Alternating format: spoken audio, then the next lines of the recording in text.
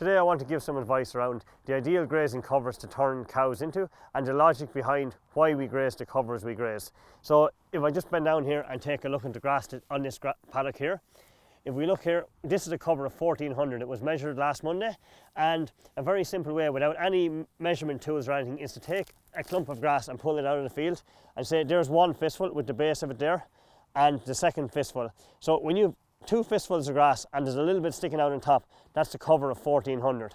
If you had a third fistful on that, that would be probably closer to 2000 of a cover. So ideally speaking, if you've got two fistfuls of grass, that's what you should be turning your cows into today. The reason we turn cows into a cover of 1400 is because it's the ideal growth stage of the plant. If we take this piece of grass here, you can see it's at the 3-leaf stage. This is your leaf that has died back from the last time, and you've got your new leaf coming here at the top.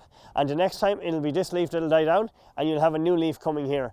And the plant does that cycle every 3 weeks. So ideally during the main growing season, we want to have the paddock grazed every 18 to 21 days. If we graze paddocks every 28 days, say, the growing point of grass, as you'll see on this, there's very little stem in the base of this plant.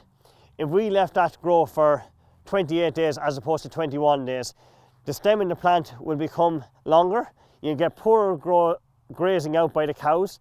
In this plant here, you'll have no problem, as you'll see in a moment. The cows can graze this right down to maybe 2 to 3 centimetres in dry conditions. But if you let the growing point of the plant increase up higher, you'll have far poorer graze out. Cows will have lower proteins because when you have a lot of stem in the grass, the protein becomes suppressed due to the reduced intakes, and the energy density in that has probably dropped from 82 to 85 DMD grass down to closer to 70 to 75 DMD grass when you get more stem in the base of it. And if you force your cows to graze out that stem, that's, as I said, going to depress your protein and depress milk volumes.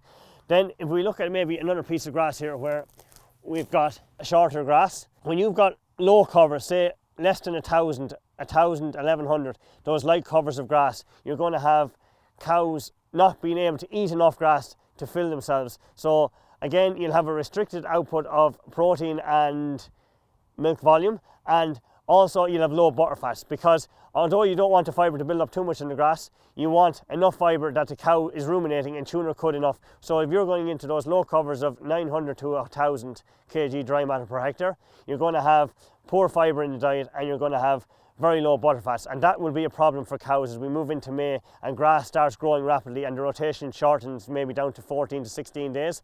You'll end up with very little fibre in that grass. It'll be lush green leafy grass, and that can just be a problem. And in times like that, when you have that very leafy grass, it's a good idea to offer cows some long fibre, be that a bit of hay or straw along by your feed rail that they can access maybe a kilo of dry matter, just to increase the fibre in that diet when you're on that lush green grass. So yesterday we were out on the Irish Grassland Association's farm where they're having their farm walk this July, and we did some training and we saw out there where they had the ideal grass, very similar to this here, where he's going into 1400 covers. His cows are grazing right out, we would have said down to less than 50 kilos of dry matter left over on those paddocks. There was phenomenal clean out, and you'll see it when you attend the Grassland Association walk in July, where his grass will be lush and green because of the way he's grazing out his paddocks. He's measuring grass every week, going out, eyeballing his paddocks, checking 3 days ahead, 3 days behind where the cows are, just to make sure that he has enough grass coming. It allows him to make a decision about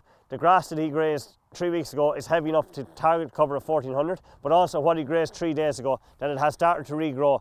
And the main thing about walking grass is that, number one, you check the covers you're going into. Number two is that you're checking what's coming behind you. So when you're making a decision, if paddocks get too strong, you can take out paddocks. So checking what's behind you allows you to see what's coming in the background, but also checking in front sees that you're going into the ideal cover. So if your cover gets too high, but you have no grass coming in the background, well then you're not going to take that grass out in bale silage. Whereas if you've got good regrowths in the last paddocks that were grazed and your new paddocks are getting strong, well then you can make the decision to take out the strong paddocks and get back to where you're 12 to 1400 cover, so that you get ideal constituents in the milk.